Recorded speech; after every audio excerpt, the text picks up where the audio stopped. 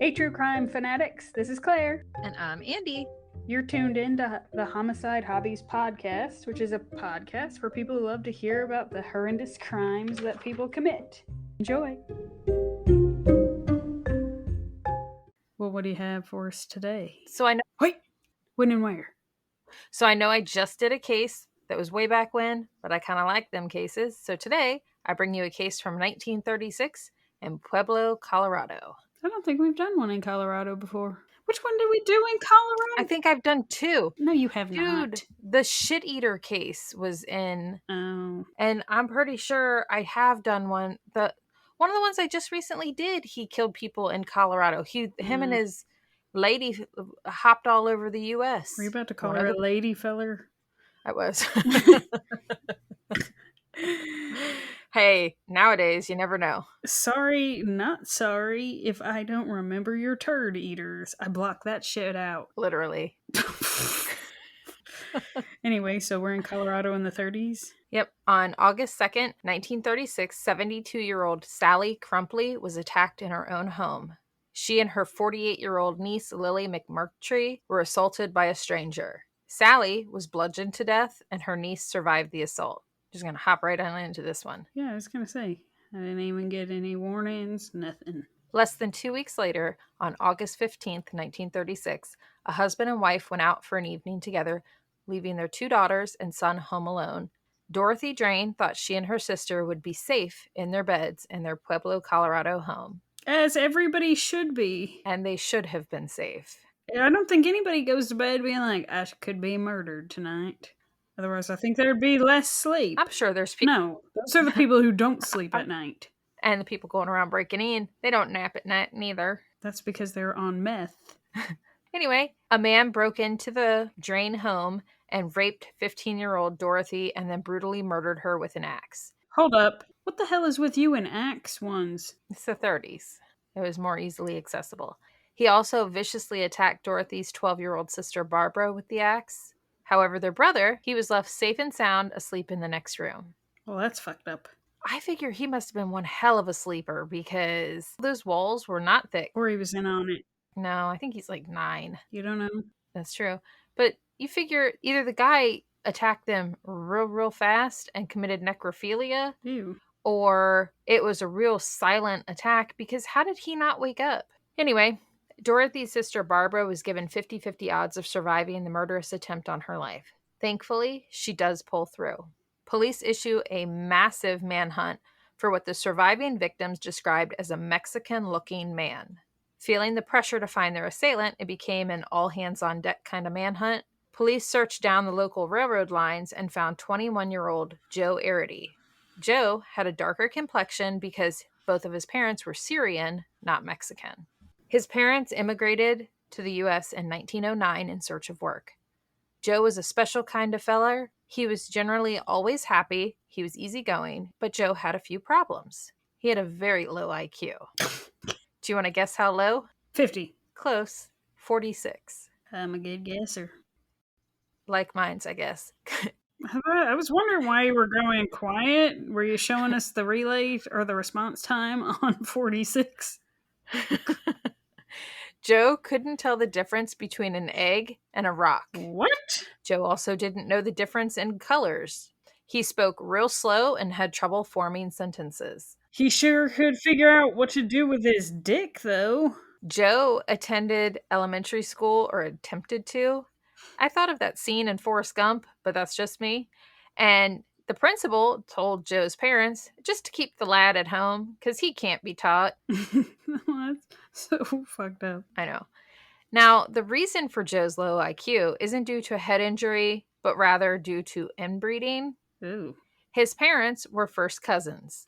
Ooh. Joe's father and mother had 3 children that survived their inbred situation. Can we say they survived? Well, they're up semi-functioning human beings. The other ones passed away either as miscarriages or as infants. Birth defects. Yeah.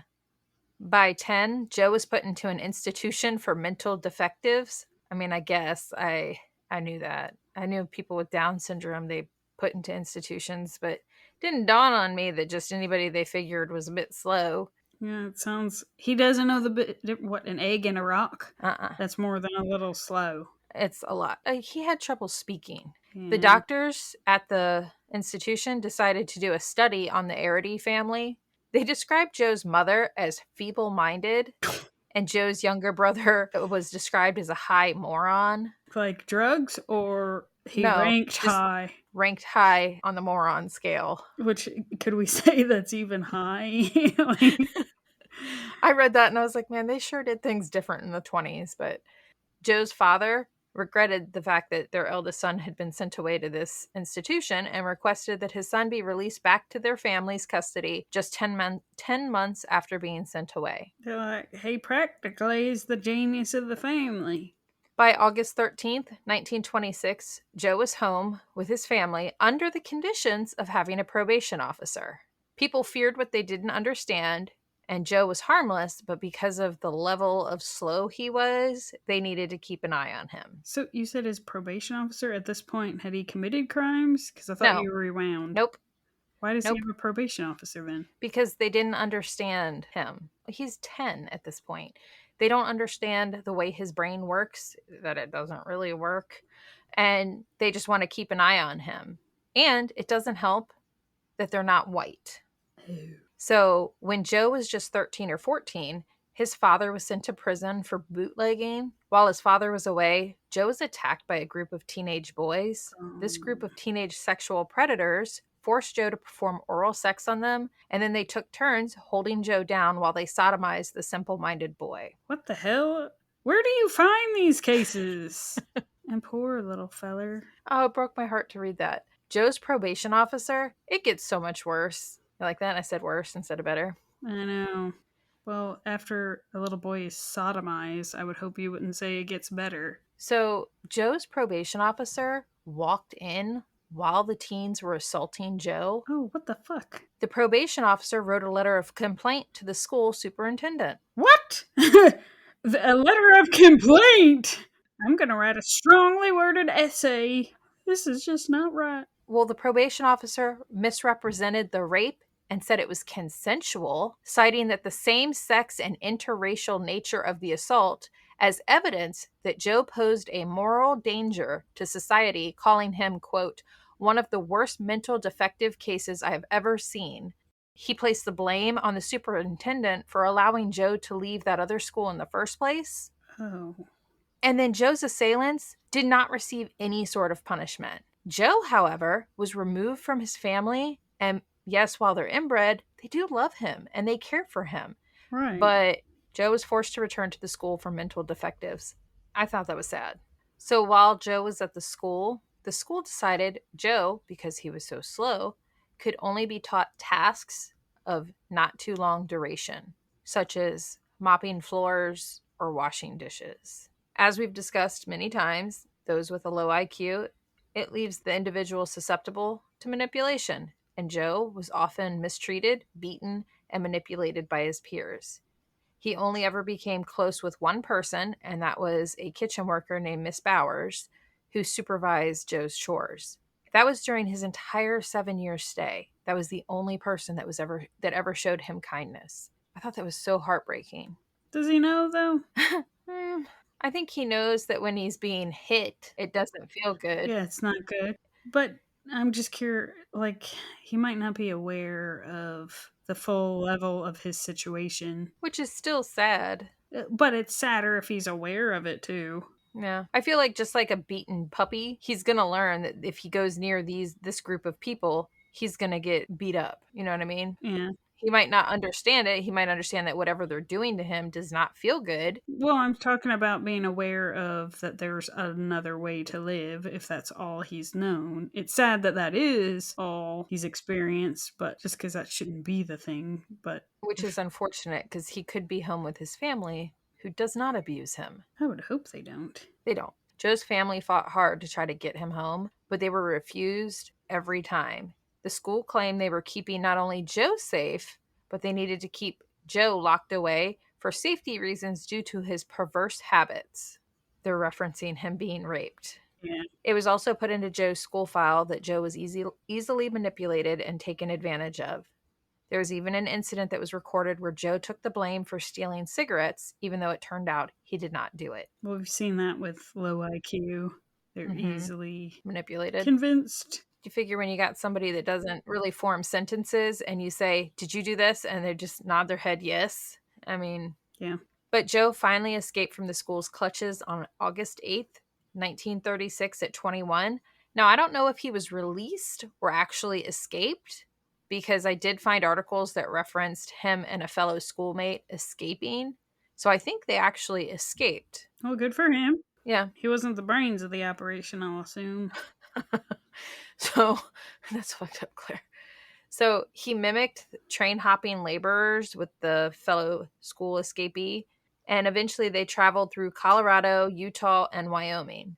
On August 20th, 1936, Joe began working as a dishwasher on the dining car on the train in exchange for meals and clothing. However, since he wasn't an actual railroad employee, after nearly a week of working in the dining car, Joe's food car employers drove Joe back to the rail yard in Cheyenne, in Colorado, on August 26th. So now that we've discussed Joe's background, let's get back into the investigation into Dorothy and Sally's murders. Are you going to tell me he confessed because he's a simple-minded young man and he didn't actually do it? You just got to wait and see. That means I'm right. Here's a thought. Shush. Because you done spoiling my case. I can't help it that I set it up nice for you and that you can connect them dots and your brain hole ain't confused. Now shush it. It's just that I'm a good guesser is all. No, I'm a good storyteller is all. Mm. Anyway, so now that, like I said, now that we've discussed Joe's background, let's get back to the investigation, right? The police are desperate to find a man with a darker than white complexion, and they stumble into Joe, who was just dropped off in the rail yard that night. So they go over to Joe and they're like, "Hey, can we bring you down to the police station and ask you some questions?" And Joe's just like, "Sure can." Real smiley feller. So Joe, the same man who can't tell you what his colors are and struggles to form sentences, somehow confesses to the attacks and the murder of Dorothy and attempted murder of her little sister Barbara. Police come forward the next day and announce on August 27th, 1936, that they had the sole perpetrator in custody. And they turned his confession over to the prosecutors with a nice little bow. And aside from his skin color and the fact that he confessed, there's no other connection to Dorothy, her family, or the other two women that were assaulted. And in fact, he also had his fellow escapee friend who told police Joe never left his side from the day they left the school until he hopped on the train, and from that point forward, he was gone. So you've got that group of officers that's like, "We did it! We found the feller! We got him!" I think it's crazy when there's officers that really don't care. It's a matter of they can say they caught the feller rather than they don't seem to understand the whole, that nasty ass feller that did this crime is still gonna do shit. Well, yeah, he's still out there. Yeah. You're not doing anybody any favors by just checking a box that this is done. Thanks to slow communication, those officers are announcing they've got their feller. Meanwhile, there's another set of officers, because remember, it's all hands on deck. Everybody's trying to figure this out. So there's another group of officers working the same case who are out actually doing real police work and trying to solve who's committing the attacks of violence so that they can be stopped. This other group of officers learn about another man named Frank Aguilar. Frank was 33 years old. He lived in a 3-bedroom apartment with his mother, his wife, and their children. Frank was Mexican. Frank had recently been fired by the murdered teen Dorothy's father. They also found an axe head in his apartment, and the notches on the axe head matched the wounds on both Dorothy and her sister Barbara. He didn't do it, though. Frank also had a calendar with the date August 15th marked with nude photos of women on the walls and newspaper clippings about the sexual slayings, because after these women have been murdered, either before they're murdered or after, they're being raped. So, which is disgusting. It is.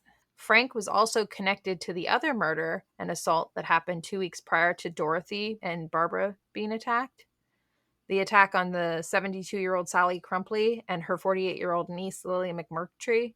They lived 3 blocks from the Drain home.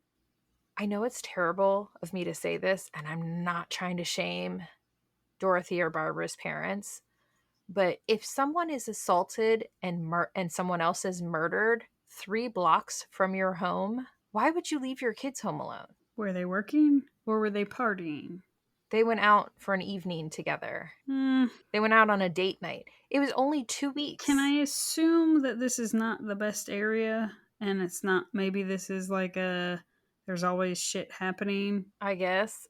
That doesn't justify leaving your kids home alone then. That means you live in a real bad area. Yeah, but it's one of those you kind of are blind to it now because you're used to that's just what happens. If you're experiencing it all the time, it's less scary. It's just that's life, that's the area you live in. So, from what I gather, it wasn't like that. It was a quiet area. And that's why the police were so aggressive about trying to find the attacker, because that's I guess it's 4 attacks in 2 weeks. Granted, it's 2 and 2, but What were the ages on the other attacks? Because maybe that was where. well, you've got the 72-year-old Sally and her 48-year-old niece, and Sally was murdered. The 48-year-old niece survived, and then you have Barbara, who was 12, and her sister Dorothy, who was 15. It's a crazy range. It's awful. Now we have this chaotic mess with the police, right? We have Frank, who has possession of the murder weapon. However, he has an alibi. His mommy is claiming he was home all night with her. But Frank had also been a person of interest in the murder of Dorothy because he ended up having to be arrested at the funeral of Dorothy Drain. He cut in line to view her body twice, causing a scene. Who cuts in line? I don't know. And he tried handing Dorothy's father a fistful of nickels to try to help pay for stuff. Was he on the real high end of that? I know it's a different fella.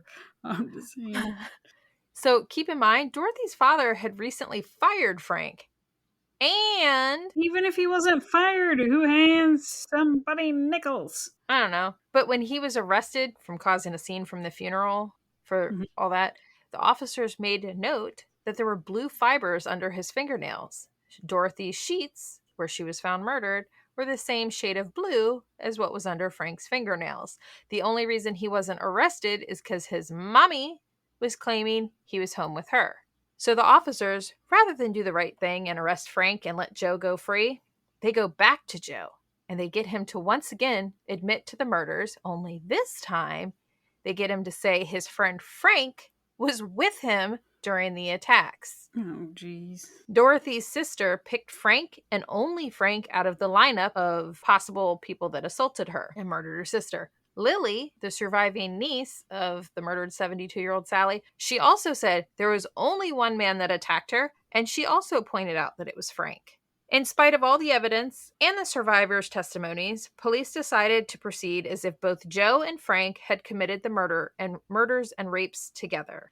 The story that was put together by all these crooked, lazy cops and the DA was that on the evening of August 14th, Joe and Frank met by chance and carried out the Drain attacks on Barbara and Dorothy. I'm not to say that garbage doesn't happen, but seriously. Right. But they attacked these girls, and then Joe left town on the train. That's how they put it together, was he hurried up, they decided to rape and murder these girls, and then Joe fled on the train. Now, Frank was found guilty of the rapes and murders.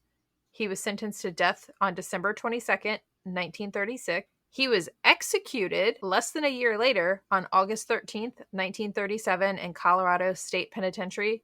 Before his execution, though, Frank's mother died in the prison infirmary after collapsing during their final visit. Oh, shit.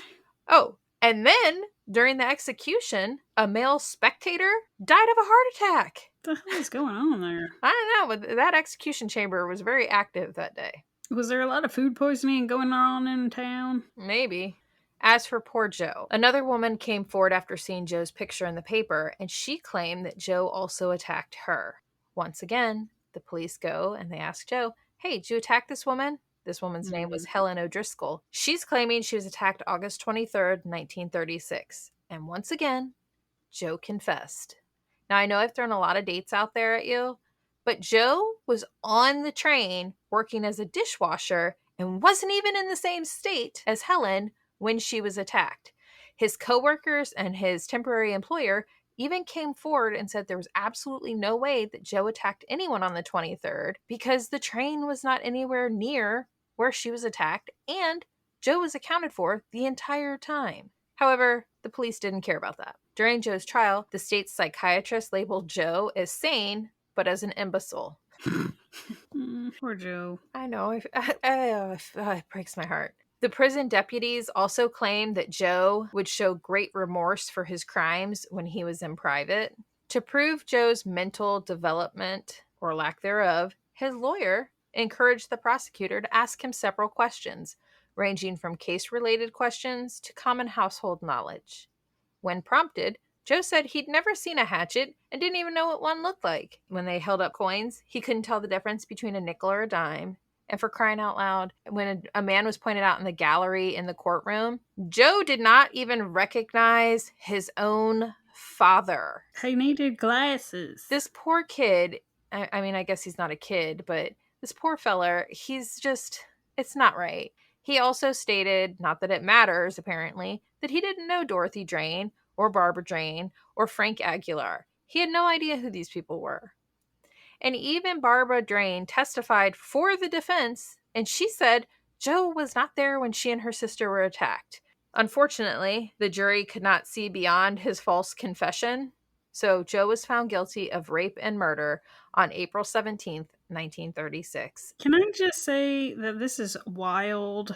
It is. That's why I kind of like the back in the day cases, because just the way they did things blows Are my mind. absolutely bananas. It is. It just seems like a giant shit show. It was. And Joe, it breaks my heart to say he was sentenced to death. Oh, shit. Now, Joe was fortunate in the sense that the warden and the other inmate looked out for him while he sat on death row.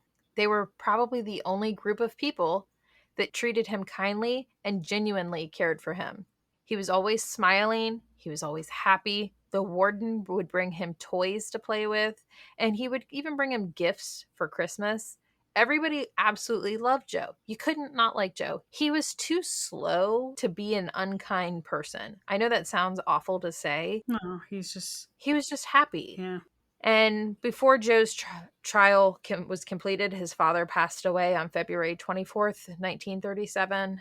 The warden tried to do something nice for Joe and arranged a surprise visit with Joe's family. His mother had not seen him since he was arrested in 1936, so roughly 4 years. And it was reported that Joe was expressionless and quiet throughout the entire 15-minute visit. He did, however, crack a smile when his fellow inmates brought Joe and his family a 3-gallon tub of ice cream to eat. Like, this poor guy, he's so slow, and I think it's so sweet that the inmates, they really seem to like him. Now, on the morning of Joe's execution, the warden said he probably didn't even know he was about to die. All he did was happily sit and play with the toy train that the warden had given him. Joe thought he was leaving the prison, so this little feller went around the entire jail and shook every inmate's hand, thanking them for being his friend. He also handed the warden his bowl of ice cream, which was his last meal, and asked him to save it for when he came back from the gas chamber. That's gotta be a real shitty job. Yeah. Joe became distraught when he was told he could not take his toy train to the gas chamber with him. Why not? I don't know. I thought it was messed up. I get it. Maybe they're looking at it like he's this hardened criminal that committed murders and he could use the train as some sort of weapon, but that's not the way it works. Another prisoner that would play with the train with Joe escorted Joe as far as he was allowed before telling Joe he would hold on to the train and keep it safe while Joe was away. Joe was smiling as he entered the gas chamber.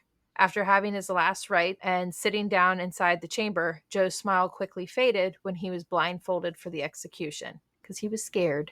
But his panic subsided when the warden grabbed his hand and reassured him. Members of the victims' families did not come to witness the execution, and in my opinion, it's probably because they knew it was wrong. It was. They literally testified that that wasn't who was involved. Now, Roy Best, the prison warden, he was weeping during the execution because he said he thought of Joe as a child, as his own son, because he was so simple-minded. He was not a hateful. Everybody knew he was innocent. They knew it was wrong. In 2011, Joe Arridy was given a full pardon, and it is now engraved on his tombstone. Too little too late. Yeah. So, in my opinion, there were 3 murders in this case: 15-year-old Dorothy Drain, 72-year-old Sally Crumply, and Joe Arridy. I would agree. That wasn't the murder I was expecting. I know. And a side note, the surviving sister, Barbara Drain, she lived to be 78 years old. I don't even know who to say is the main victim in this other than that poor feller Joe. It breaks my heart for him. I would say it was Joe. He fucking didn't live through it. Well, so is Dorothy and Sally. They died too. They lived. No. Oh, no, yeah, they didn't. They got hatcheted, huh? Yeah. Well, at least that other feller died too, because I thought you were going to be like, they didn't have enough evidence on him and he got off. No, they had some twice. creative police work, and they were like, we can't connect the dots for this feller, so we'll just get this simple-minded feller to claim that they were together for the assaults and murders. Yeah, but it would have been a lot shittier if they're like, but this feller says he didn't do it, but that feller did it, and then the poor Joe got killed and the other guy got off entirely. I know it's probably not how it happened, but in my brain, the way it worked, so everybody scattered, right? The police to go do their investigations, and then they were told to meet back in whatever room, like a big conference table in my brain is how I was pictured it. And they were supposed to meet back at whatever time on whatever day. So they all come back, they sit down, and the one group is like, nah, we got this guy Joe. And the other group's like, no, we got this guy Frank. And the chief was like listening to them bicker. And it's like kind of like in the old timey movies of like a newsroom where it's loud, everybody's bickering, arguing kind of thing. And then the chief is just like, you know what? Get Joe to say Frank was there. Done. We'll just take them all out. And that's what they did. Yeah, I don't think that's how it happened. It is in my brain. I feel like if it was turned into a 1930s movie, that is how it would play out. Mainly because they had previously arrested Frank and they already suspected that he was the one that did it, but because they couldn't pin it on him, they had this golden ticket, basically, of, hey, this guy will agree to whatever we say. Let's just get him to say that Frank was with him. They're like, all right. And let's face it, his skin color didn't help the times. Yeah. And they were probably more than happy to pin it on somebody that they have something against because of his skin color. Pretty much. And he was different. He was very different. I just thought it was sad that there is a record of him being easily manipulated and taking blame for things that he didn't do. And it still didn't sway the jury. And I realize it's probably because it was a jury full of white men that disapproved of him. Yeah. It's just wrong. But yeah, made me sad for Joe. Not gonna lie, I got a little choked up. It was sad. And the warden, he was weeping. There, I have pictures.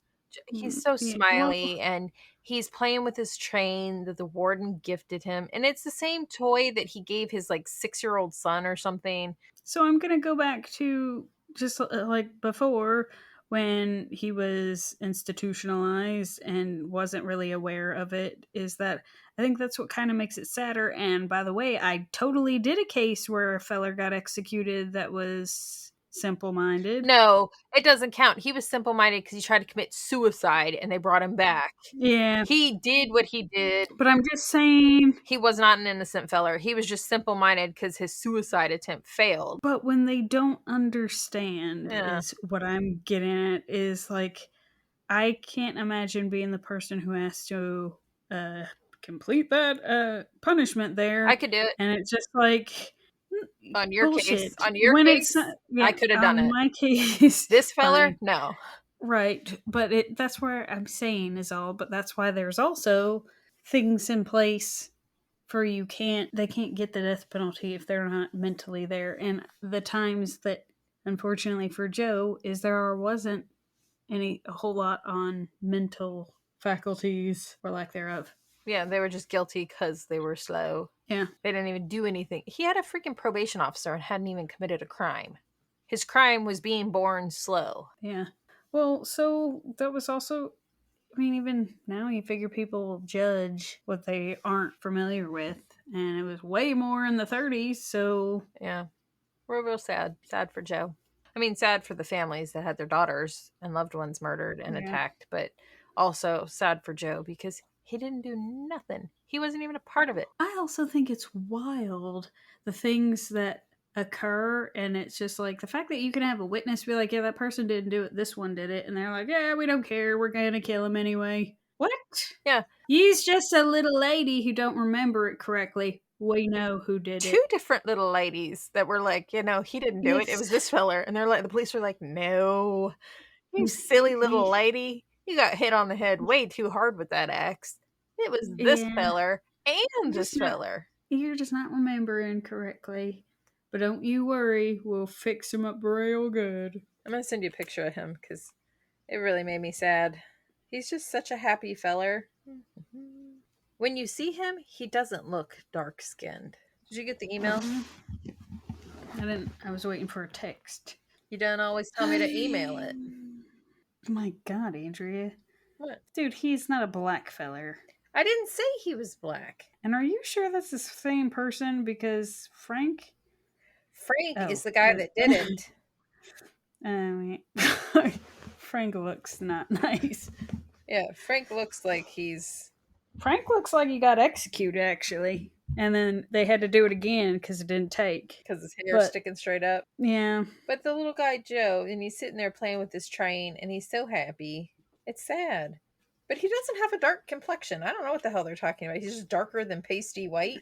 I wouldn't say he had a dark complexion at all. No. He looks like a white feller. He does. He doesn't look. He looks like a white feller. Right. So what the hell are you talking about? This is what the news articles were saying. Are we sure he just wasn't dirty?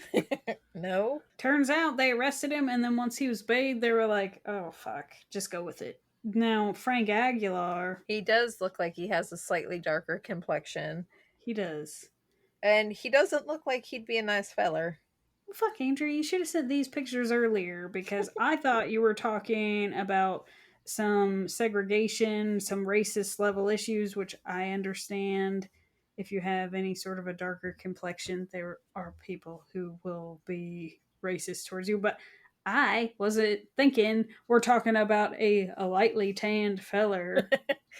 Is he? No, he's not, but he's definitely... This guy's white, Andrea. I'm just letting you know that they claim he had a darker complexion. I was like, I sat Then there. what? I realized that it's a black and white photo. That's because he is white. Look at his hair, his eyeballs, or his eyebrows. Like, that is the only way you're getting him whiter is if his name is Powder. Well, no, I think they found him guilty because he was mentally not there and confessed, rather than... I don't think race had anything to do with him being put to death. No. I think they didn't understand mental things. My view of this case is different is all. Right. Well, yourself. Send me pictures before next time of these people. I will not, because then the whole time you would have just been sitting here arguing with me that he's white. And I'm telling you... He is white! That's because... Okay, we'll poll the audience. Anybody who finds this feller anything other than a white man, I'd like to hear. So because his parents... Because you're going to need an eye appointment. Shut up. So because... I'm not saying he doesn't look white. I'm agreeing he looks white. However, the police were saying that he had a darker complexion.